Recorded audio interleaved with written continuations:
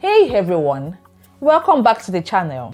If you're new here, I share tips on how to grow closer to God and become the best version of yourself in Him. I'm really excited about today's video because we are talking about something that I think a lot of us can relate to, feeling like a lukewarm Christian. Maybe you've been going to church, attending Bible studies, and doing what you think is expected, but something is missing. You don't feel that deep connection with God and you're longing for more.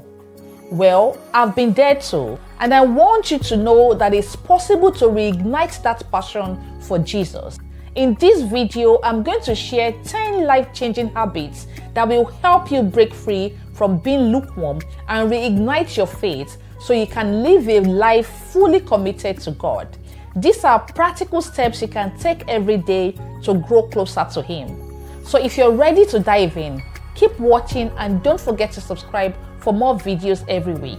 Maybe you've recently realized that you're a lukewarm Christian. You might be going through the motions, attending church, listening to sermons, maybe even reading your Bible occasionally. But deep down, you know there's more. You long for a real, personal relationship with God, where you feel connected to Him every day. If this resonates with you, I want you to know that you're not alone. So many of us have been in that same place, including myself. Today I'm going to walk you through 10 powerful habits that help me move from being lukewarm to on fire for Jesus. These habits are simple but life-changing, and if you apply them consistently, you will see a transformation in your walk with God. Step 1. Recommit your life to God. The first and most important step is to recommit your life to God. This starts with repentance. Repentance doesn't just mean feeling sorry for your sins. It means turning away from them and turning to God. It's a conscious decision to say, God, I'm done doing things my way. I realize that your way is better, and I'm going to follow you. In the Bible, it says in 2 Corinthians 5:17 that if anyone is in Christ, they are a new creation.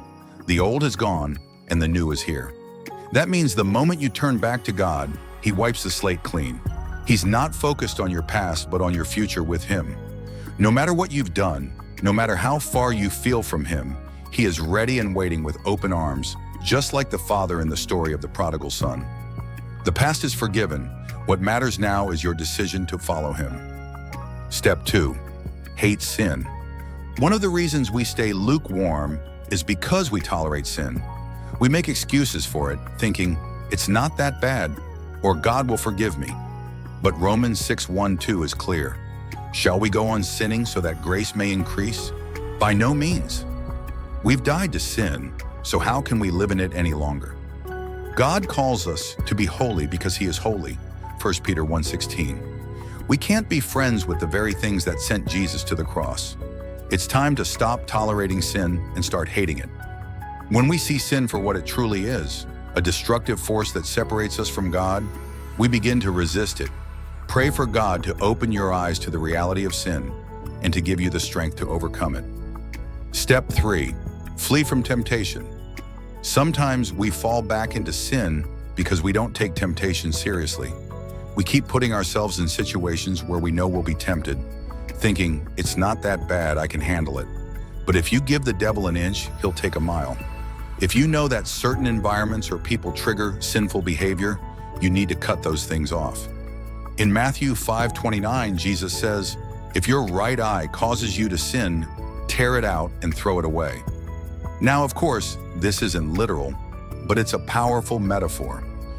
Don't entertain the things that tempt you. If you're trying to overcome a drinking problem, don't go to bars. If certain people lead you away from God, it might be time to distance yourself. Guard your heart and mind by removing temptations from your life. Step 4. Be mindful of what you watch and listen to. Our hearts are deeply influenced by what we watch, listen to, and engage with. The more we fill our minds with worldly content, whether it's music, movies, or TV shows, the more we start to act like the world. Philippians 4:8 encourages us to focus on whatever is true, noble, right, pure, lovely, and admirable. When we consume content that doesn't align with these values, it pulls us away from God. I used to listen to a lot of music and watch shows that glorified things like partying, casual relationships, and living for pleasure. Slowly but surely, I found myself wanting to live like the people on screen. But when I made the shift to listening to Christian music and filling my mind with God-honoring content, I noticed a huge difference in my behavior and mindset. I challenge you to evaluate what you're consuming and make intentional choices that will build you up in your faith. Step 5. Choose your friends wisely. You've probably heard the saying, "Show me your friends and I'll show you your future." This couldn't be truer when it comes to your faith. If you're surrounding yourself with lukewarm or non-believing friends, it's only a matter of time before you start to compromise.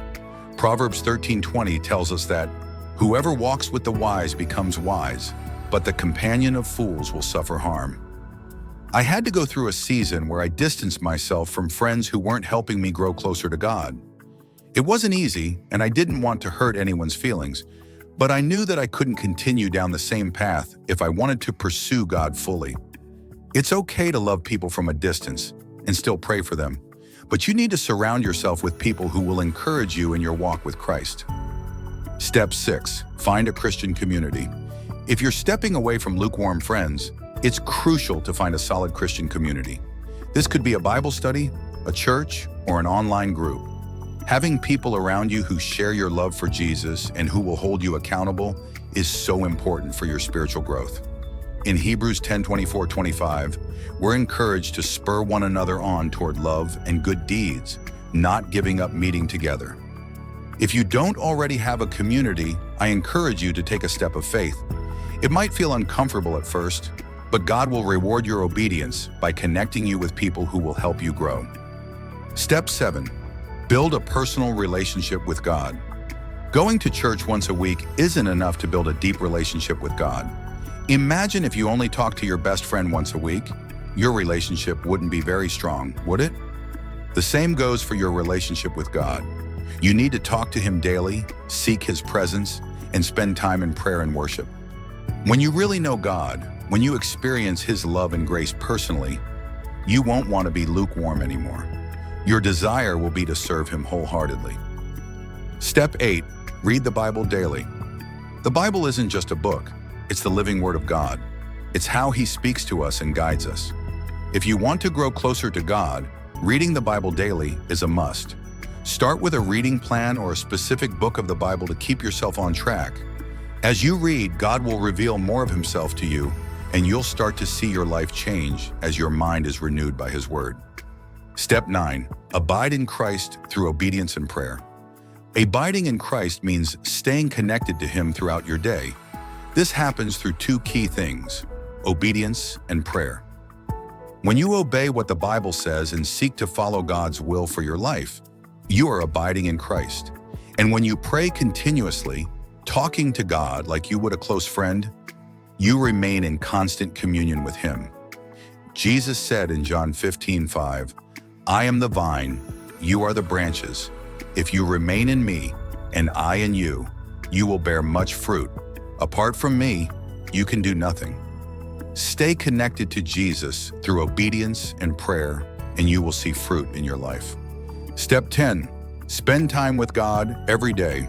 Falling in love with Jesus happens when you spend time with Him daily. Just like any other relationship, you can't grow closer to God if you only spend time with Him once a week. Make spending time with God a non-negotiable part of your day. Whether it's reading the Bible, praying, or simply being still in His presence, that daily time with God will deepen your relationship with Him. Jesus often withdrew to quiet places to pray, even early in the morning before the busyness of the day began. Mark 1:35. If Jesus, the Son of God, needed to spend time with the Father, how much more do we? When you seek God with all your heart, you will find Him. Jeremiah 29:13. And as you grow in your personal relationship with Him, you'll no longer be living off someone else's faith. You'll have your own deep personal connection with God. Thank you so much for watching, and I hope these 10 habits inspire you to deepen your relationship with God. Remember, being lukewarm doesn't have to be your story. You can choose today to go all in for Jesus and never look back. If this video blessed you, don't forget to like, comment, and subscribe for more faith-based content. I'll see you in the next video. God bless you.